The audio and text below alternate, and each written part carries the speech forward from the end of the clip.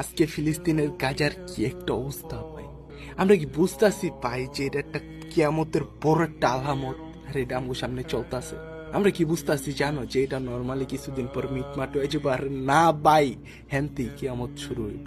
আজকে আজকে তুই একটা মুসলিম ভাই, আরেকজন মুসলিমের যদি কষ্ট দেখা তোর বুক ফাইটটা কান্দন না হে, তুই কোনো মুসলিমের কাতারই বরস পাবে না। এই বিষয়টা নিয়ে এই জিনিসটা আমার সারা জীবন আফসোস থাকবো যে এত শক্তিশালী মুসলিম দেশগুলো থাকতে নিরীহ বোবা প্রাণীর মতো মার খেয়ে যেতাছে ফিলিস্তিন মুসলিম জাতটা। ফিলিস্তিনবাসী অন্যান্য মুসলিম দেশগুলোর উপরে এক আকাশ পরিমাণ অভিযোগ রেখা কইতাছি, আমগরে মাফ কইরা দিও। আমগো মনেতে ইমান হারায় নাই, আমরাও কোন এক অদৃশ্য শক্তির কাছে হাইরা গেছি ভাই।